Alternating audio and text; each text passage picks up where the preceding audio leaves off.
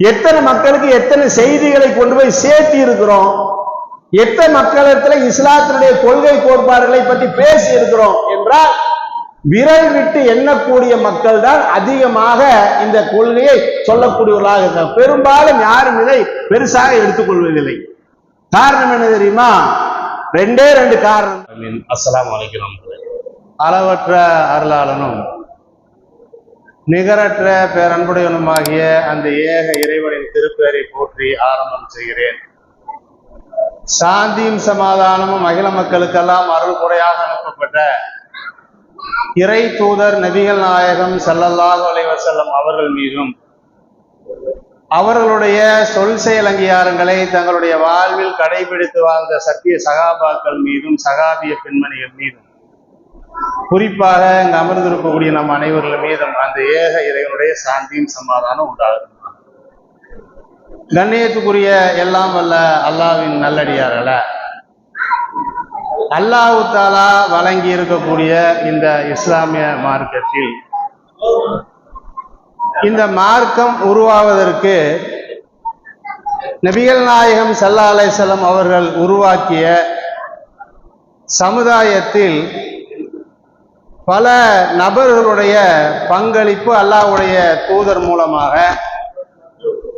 இந்த சமுதாயத்துக்கு கிடைத்த பல செய்திகளை பல சந்தர்ப்பங்களை நம்ம அறிந்திருக்கிறோம்.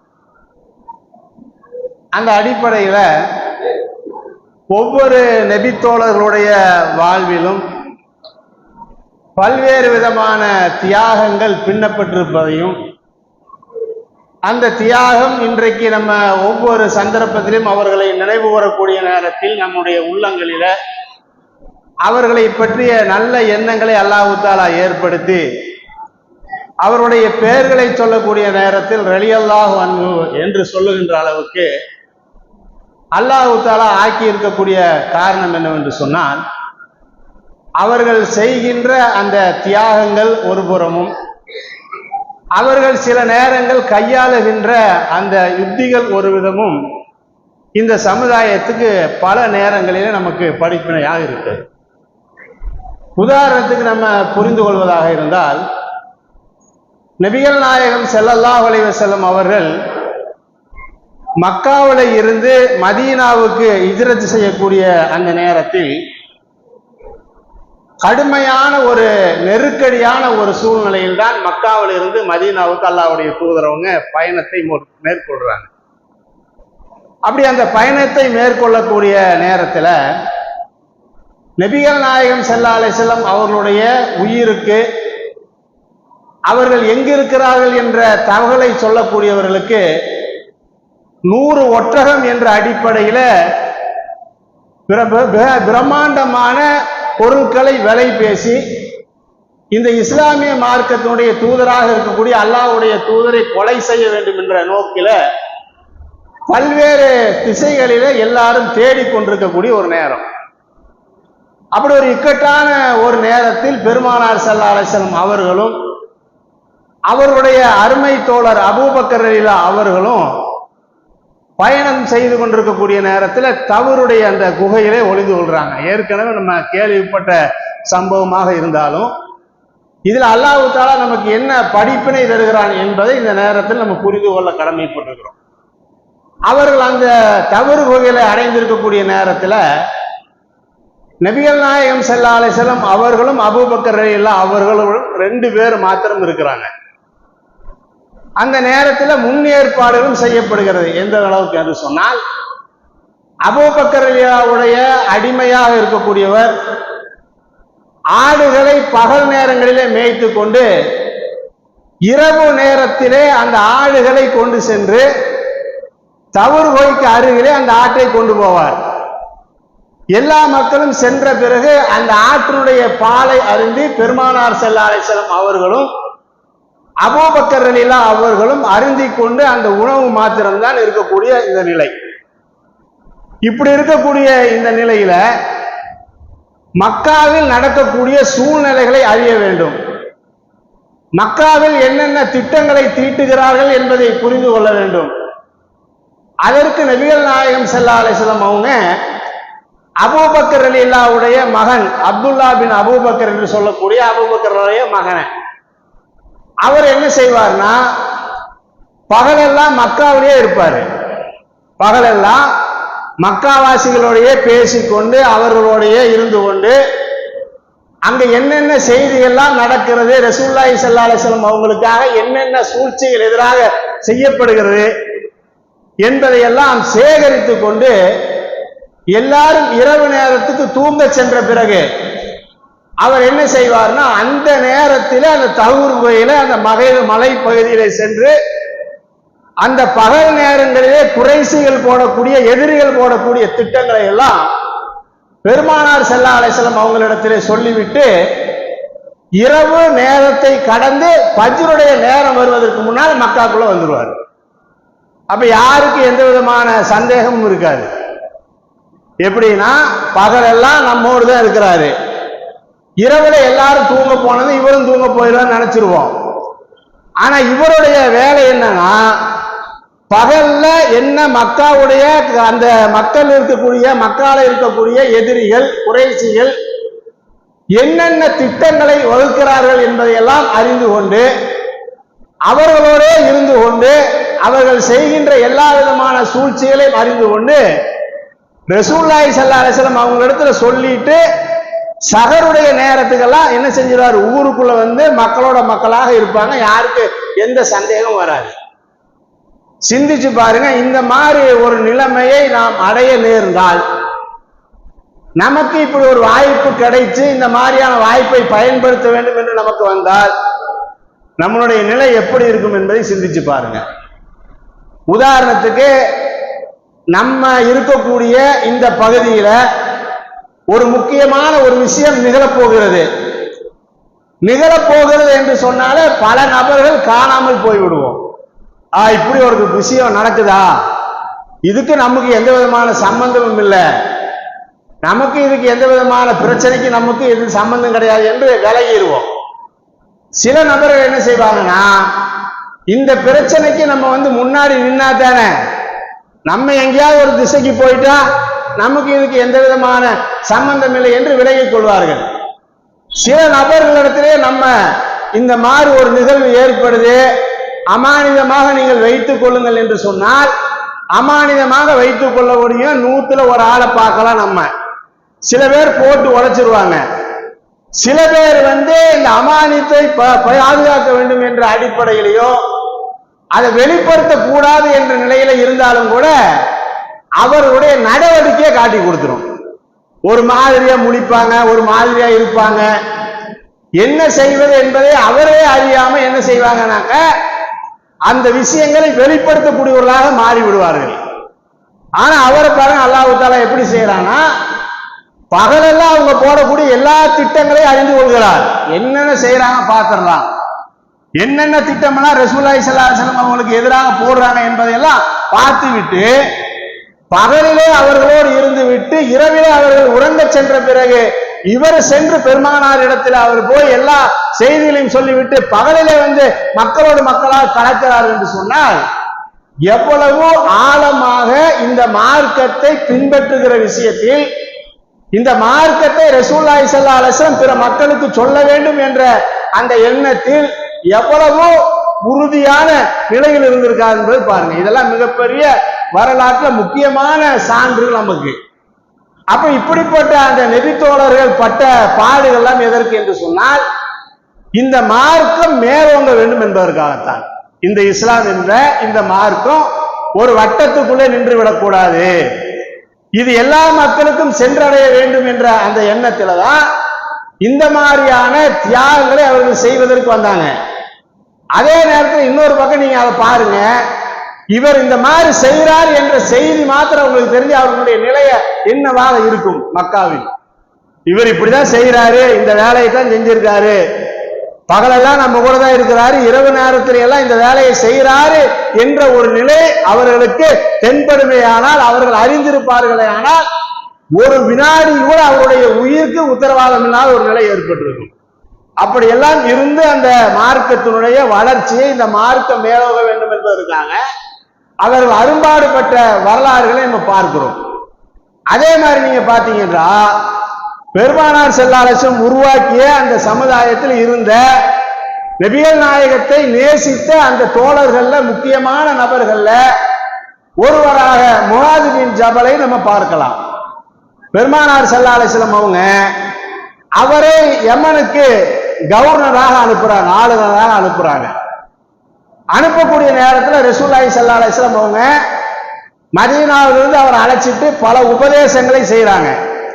செய்யும்போது சொல்றாங்க, முகாதே, வேதம் கொடுக்கப்பட்ட ஒரு சமுதாய இடத்துல நீ செல்ற, அந்த இடத்துல போய் நீ அல்லாஹ்வை பற்றி சொல்லு, அல்லாஹ்வுடைய தூதராக இருக்கக்கூடிய என்னை பற்றி சொல்லு, அந்த மக்கள் இஸ்லாமிய மார்க்கத்தை ஏற்றுக்கொண்டார் என்று சொன்னால் இரவும் பகலும் 5 நேர தொலை அவர்கள் மீது கடமையாக்கு என்று சொல்லி ரசூல் ஸல்லல்லாஹு அலைஹி வஸல்லம் இந்த உபதேசத்தை செய்துவிட்டு சொல்றாங்க, முகாதே, இந்த வருடத்துக்கு பிறகு என்னை நீ பார்க்க மாட்டாய், ஒன்றே என்னுடைய அடக்கத்தலத்தை பார்ப்பாய் அல்லது என்னுடைய பள்ளிவாசலை பார்ப்பாய் என்று பெருமானார் ஸல்லல்லாஹு அலைஹி வஸல்லம் அந்த எல்லா உபதேசங்களை செய்துவிட்டு இதற்கு பிறகு நான் இருக்க மாட்டேன் என்ற அந்த செய்தியும் சொல்றாங்க.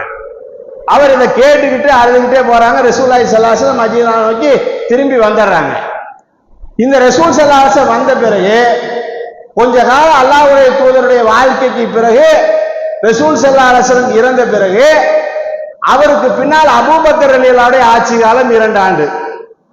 இந்த 2 ஆண்டுகள்ல அவர் யமனுக்கு போய் செய்த அந்த வரலாற்றினுடைய பின்னணிகளை நம்ம நினைச்சு பார்த்தோம் என்று சொன்னா, ஒரு நபராக போய் எப்படி இவ்வளவு தாவா பணிகள் அவரால் செய்ய முடிந்தது, எப்படி இஸ்லாத்தின் பக்கம் மக்களை இவரை சாரை சாரையாக அழைக்க முடிந்தது, எந்த அளவுக்கு ஒரு தனி நபராக இருந்து கொண்டு ஒட்டுமொத்த அந்த சமுதாயத்துக்கு போறாரு, போன அந்த மக்களிடத்துல இஸ்லாத்தினுடைய கொள்கை கோட்பாடுகளை சொல்லி இஸ்லாத்துக்குள்ளே மக்களை எல்லாம் கொண்டு வர்றாரு. எந்த அளவுக்கு என்று சொன்னால், அவருடைய அந்த வரலாற்றை படிக்கக்கூடிய நேரத்தில் நம்ம பார்க்கக்கூடிய அந்த நேரத்துல அவர் அந்த காலத்தில் போறாங்க, ரசூலுல்லாஹி ஸல்லல்லாஹு அலைஹி வஸல்லம் காலத்துல போறாங்க.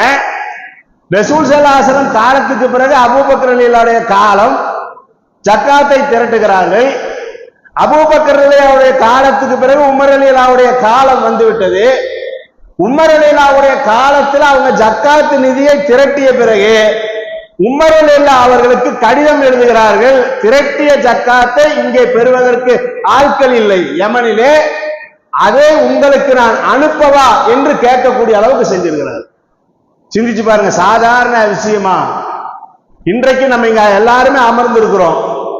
அமர்ந்திருக்கக்கூடிய நம்ம இடத்துல ஜமாத்திலேயோ அல்லது யாராவது ஒரு ஆள் தனிப்பட்ட முறையில உங்களுக்கு ஜக்காத்து வேணுமான்னு கேட்டா நம்ம என்ன சொல்லுவோம்?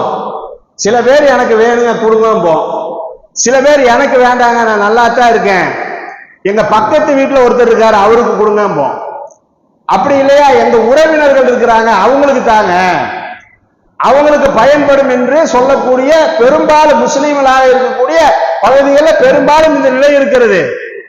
ஆனால் இவர் போன இடத்துல குறைந்த அந்த ஆண்டு காலத்தில் அந்த செயல் திட்டத்தை கொண்டு வருவதற்கு ஒரு நபராக இருந்து எப்படி சாத்தியப்படுத்தினார் என்பதை பாருங்க. சாதாரணமான விஷயமா?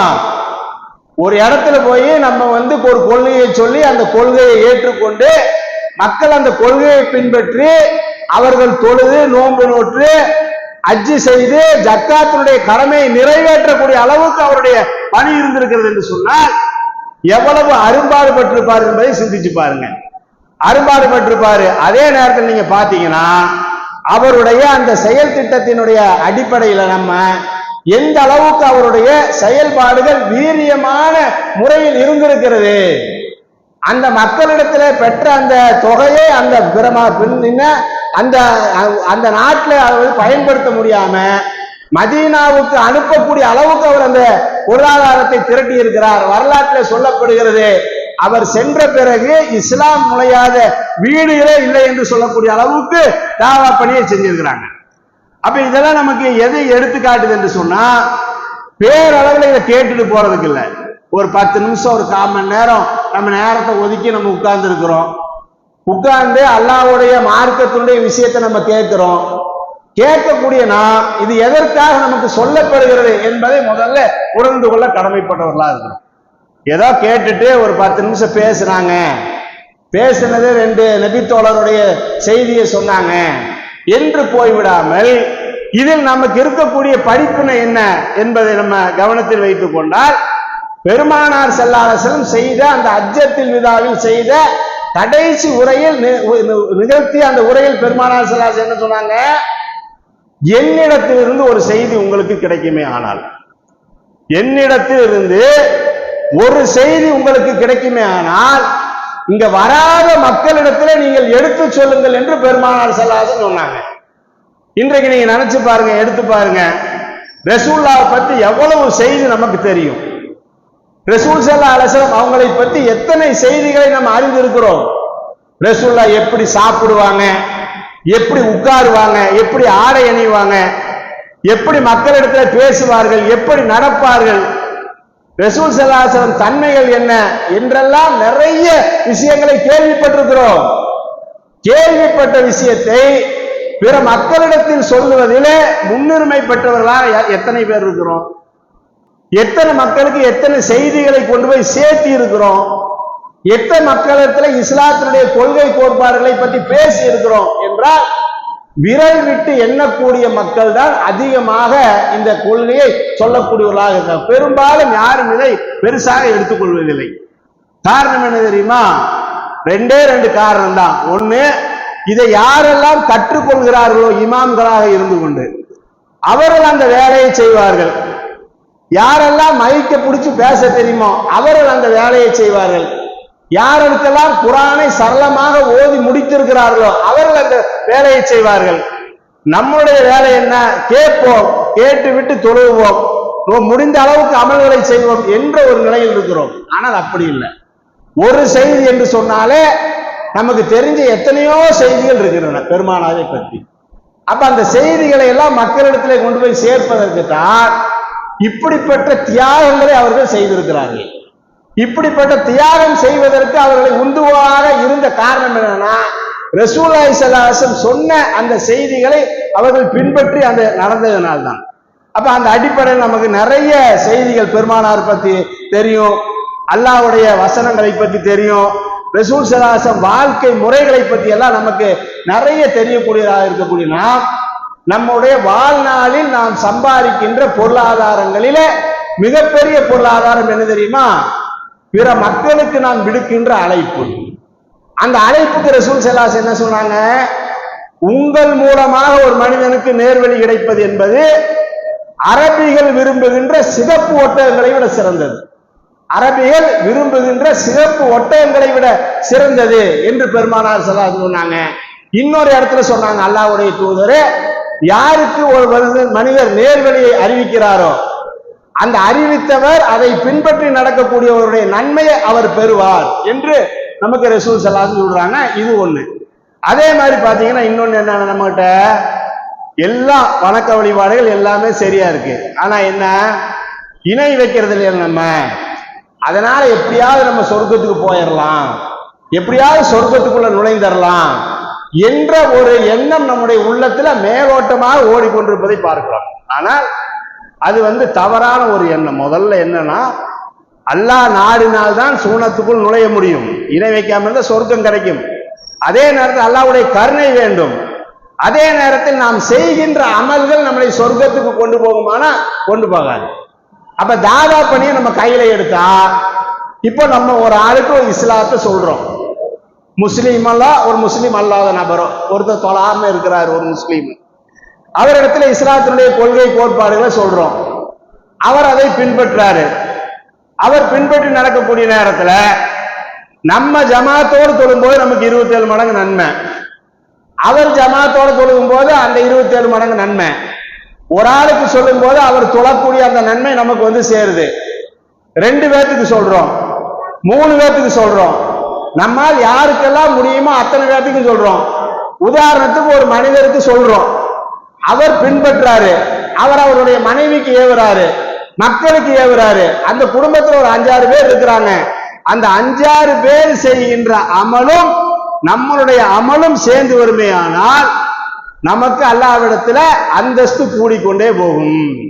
நம்மளுடைய அமல்கள் ஒரு பக்கம், அவர்கள் செய்கின்ற அந்த அமல்கள் ஒரு பக்கம், அவங்க யாருக்கெல்லாம் சொல்றாங்களோ அந்த அமல்கள் மூலமாக நிறைய விஷயங்கள் நமக்கு கிடைப்பதற்கு இந்த அழைப்பு பணி ஒரு வாய்ப்பாக இருக்கிறது என்பதை கவனத்தில் வைத்துக் கொண்டு நம்ம கேட்ட செய்திகளை பின்பற்றி நம்ம நடக்கணும்.